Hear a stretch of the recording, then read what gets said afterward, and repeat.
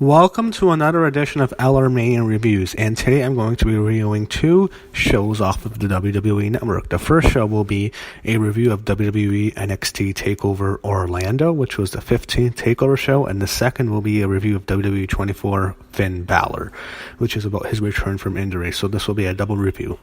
I usually do WWE 24 first, but let's start with the Takeover show first. So let's start with Takeover Orlando.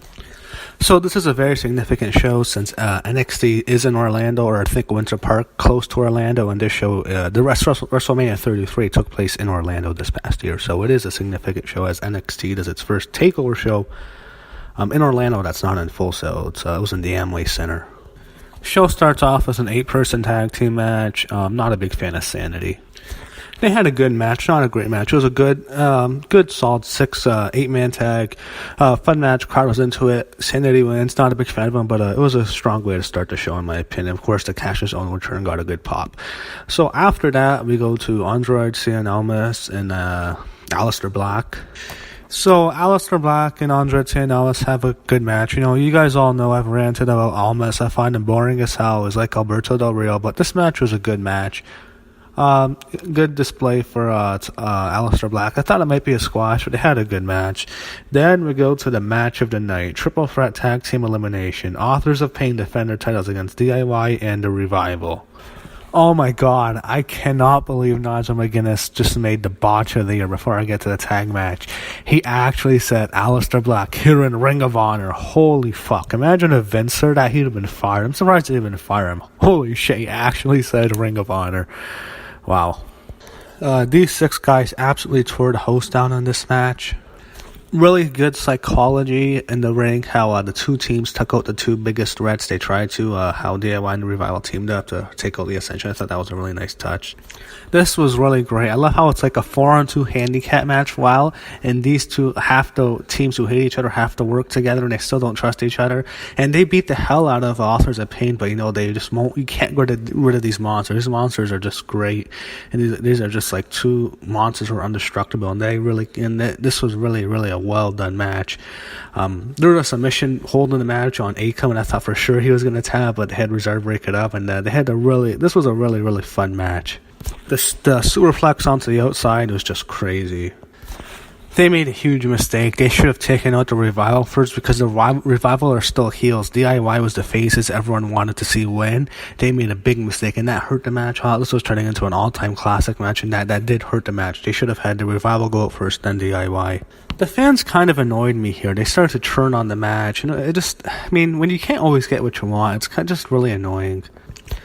So fans turned on the match at the end of it, but it was still a great match, and the camera work kind of sucked. We missed some spots at the end with the camera work. Maybe the match was just going so fast, but still a great tag match. Now we get to Asuka and Ember Moon for the Women's Championship. I like both their theme musics, and one thing I really paid attention to was every single match, these 3 main events, these 3 title matches, they introduced new title belts, and especially I think it was necessary to introduce a new women's title, because at this time, a couple weeks before this, the original NXT women's title, thanks to Paige, was covered in Brad Maddox's cum. So finally Brad Maddox's cum is off that fucking terrible belt. That belt is gone. We have a new title and a new clean title for Asuka. And now they'd have a match, and I really actually thought Ember Moon was going to win this match when I first watched it. And I like how they play up a lot that this is 1-year anniversary since she beat Bayley in Dallas to win the women's title, and I like how it's really played up now. It's been exactly 1 year. He had a great spot when Ember Moon basically does a springboard off the middle rope onto the outside to Asuka. That was a great spot. I like how they kind of had Asuka turn heel at the end. They actually did a good job protecting Ember Moon. Very, very good match. Really enjoyed it. Very good women's match. Asuka, in my opinion, is easily the best women's wrestler in the whole company without question, even though there's a lot of good girls on the main roster. She's on a different level, and that's because of her experience in Japan. And Ember Moon also had a very good performance, the best performance of her career without a doubt. So, they did very well. I really enjoyed the women's match, and hopefully they do a rematch. Maybe at Brooklyn 3 they do the rematch. So I really enjoyed it. Now the main event, Bobby Roode and Nakamura Part 2 for the title. So they get big entrances, not as didn't seem as big and as it seemed like a lower scale from the previous shows.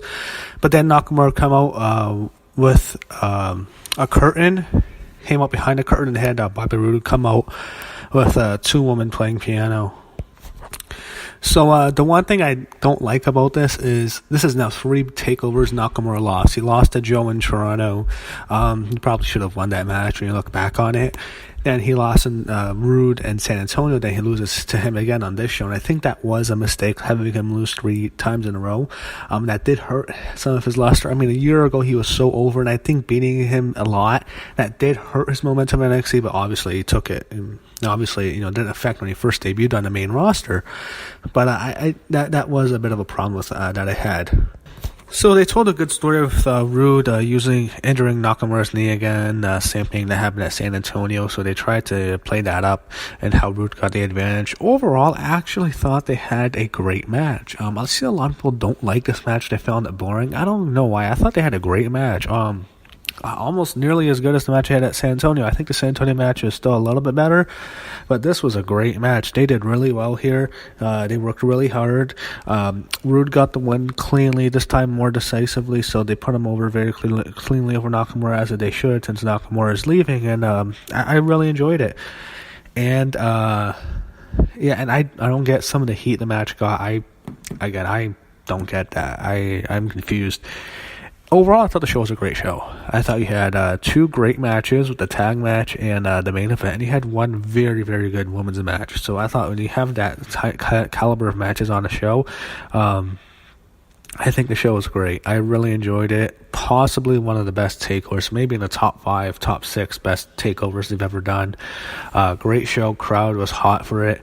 Didn't have nearly the amount of hype that some other takeover shows have had, in particular the last one that was on WrestleMania weekend. Dallas was a lot more hyped. Brooklyn was more hyped, and some of the earlier ones are a little bit more hyped. So the card wasn't blow away, but they blew away everyone's expectations, I thought. And I thought they had a really a really enjoyable show, and I thought it was a great wrestling show overall. So I actually really liked Orlando, and yeah, I definitely enjoyed it a lot more than I enjoyed WrestleMania 33. I enjoyed TakeOver a lot more. Now let's talk about WWE 24, Finn Balor. So in the beginning, they show the road to TakeOver. They show how he gets hurt in the match, in which Seth Rollins gives him a power bomb into the barricade. I remember Bret the Hitman Hart was really pissed off at Rollins, and he would he would go off on him. And this was not the first guy Rollins has hurt. Rollins hurt John Cena one time when he gave him a flying knee. And it broke Cena's nose, and Cena missed some time after that because he had a broken nose. So it was a top star in the company. Then after that, he had a match with Sting. He gave him 2 buckle power bombs, and it broke Sting's neck, and that was the end of Sting's career. Never got to see Undertaker and Sting. So that's the second guy Rollins hurt. And then the third guy, of course, is Balor right here.